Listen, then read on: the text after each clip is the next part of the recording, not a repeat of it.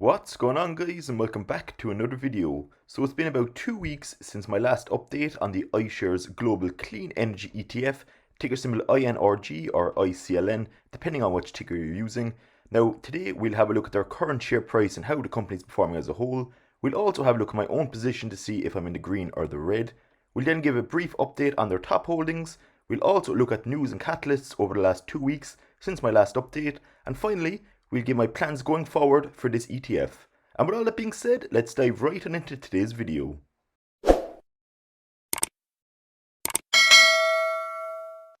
So as it stands, this ETF is one of 33 holdings in my overall portfolio, which is worth just under €9,000 at the moment, or up €1,136, or just under 14.5%. Now again, over the last week or two, the whole market has been kind of on a small bit of a dip.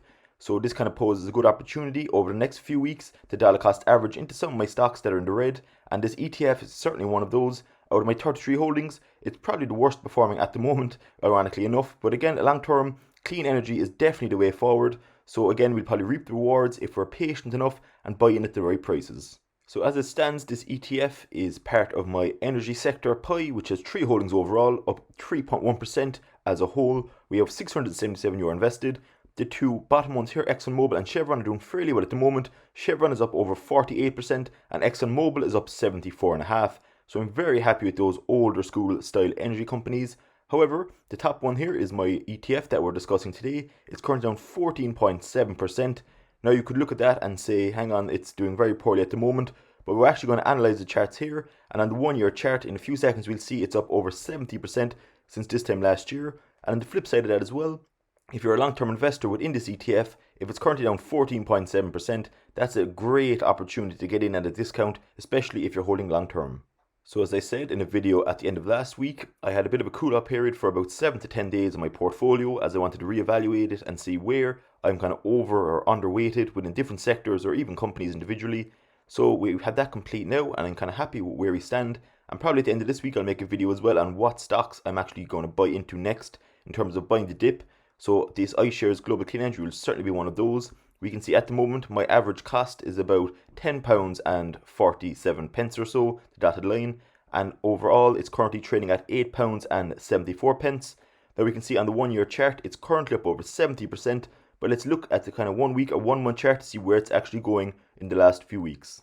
Now we can even see here on the 3 month chart, over the last 3 months it's down about 10% or so. So again, that's not ideal for an ETF. However, saying that, it has consolidated mainly because, again, even though this was a few months back, the presidential of Joe Biden being the new president of the US definitely kind of pumped all clean energy stocks, not just the ETF, up in value. However, it is starting to consolidate and go back to fair value at the moment. But again, what I liked, which we'll discuss in a few seconds, is that they're after upping their overall holdings from 30 or so up to over 80, which really does give you a complete, broad, overall view of this clean energy market, which definitely has a lot of subsectors, which I'm all for because will definitely reduce its volatility. So as stated, they have now over 80 holdings within this ETF, which I'm all for because it does, again, help improve its diversification, as there's a lot of mini subsectors within this evolving ETF or sector.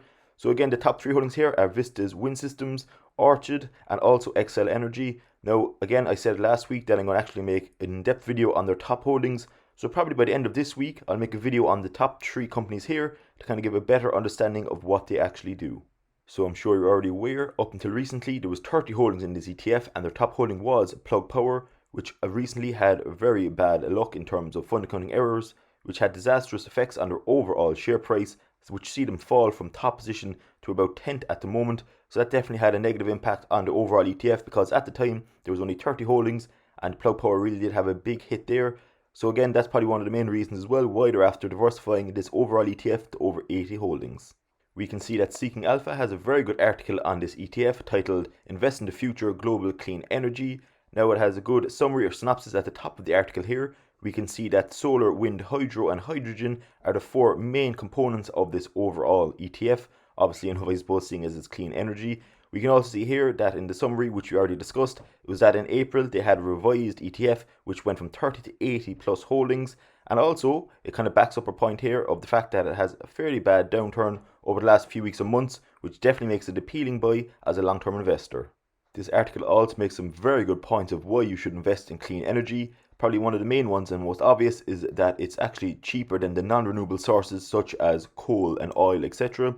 And definitely some other great options is the fact that the US President Joe Biden, we can see here, is that they're having large investments into clean energy across the US as they're really trying to drive home clean energy going forward. We can also see that it's actually very beneficial that it is now have 80 plus holdings, and it's actually targeting 100 holdings overall going forward, which you can see on screen here. And they're also starting to look into such things as clean energy storage as well, so they're kind of focusing on them to add in the other 16 or so holdings that are left to get to the 100 mark. Now we can also see on screen here in terms of sector breakdown that 1.3% is in the energy sector, 16.4% in IT, 54.7% in utilities and 26.9% in industrials. Now the utilities is more for stability, which it says later on in this article. They're also starting to focus more on wind and solar equipment, which will definitely strengthen this overall ETF. And in terms of hydro, they're definitely looking for long-term growth within this subsector. Seeking Alpha have a great synopsis or conclusion here as well. They have a kind of few brief points which really does sum up this overall article very well and nicely. First of all, it says that this ETF leaves out such aspects as batteries, which again might be added in when they add in an extra 16 or so holdings over the next few months, as they want to get up to 100 holdings as well. And there's also some hyped companies in here, which again I would actually agree with here. There is some kind of such as the fuel cell stocks that they say on the screen here, that there is some hyped stocks, but over time, hopefully now because there's 80 plus, that it's going to even itself out, and definitely the stability here is going to be very well kind of accepted on by investors. Now another benefit as well of having the 80 plus holdings now, besides diversification and reduced volatility, is also that it's going to be able to handle large inflows of funds without distorting any of the companies within this ETF. For example, if there's only 30 or so holdings and there was let's say a large amount of inflow of cash, it really would distort the weightings. However, because now there's 80 plus, that really won't have as big as a factor, which definitely is great for volatility. And their final point here is that the ETF has a good mix of stability, growth and early stage stocks. Now again, the early stage is imperative in this sector as well, as it's ever growing and it's kind of just at its infant stage in my opinion. That's why holding an ETF within this sector is important, because again, if you picked an individual stock, sure you might be lucky and it might be one of the better ones, but it could easily not be. So having an ETF really does, you mightn't make as much money just by holding an ETF in comparison to single stock picks, but it definitely makes you sleep at night. And again, having this 80 stock ETF long term within this sector has huge potential in my opinion. So with all that being said, that's kind of the end of today's video. I just wanted to give an update as we haven't covered this ETF in over 2 weeks. So we just had an update on how it's performing in terms of their share price. We also had a very brief look at their holdings and some news and catalyst items.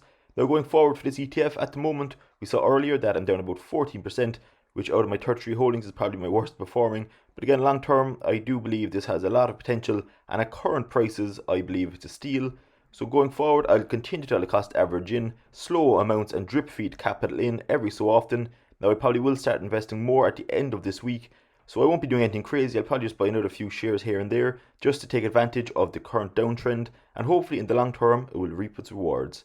And with all that being said, that's the end of today's video. I hope you enjoyed it. If you have any questions, comments, queries, suggestions, please don't hesitate to comment below in the comment section below, and I'll be sure to get back to you. Thanks very much, enjoy your Monday, and I will see you all in tomorrow's video.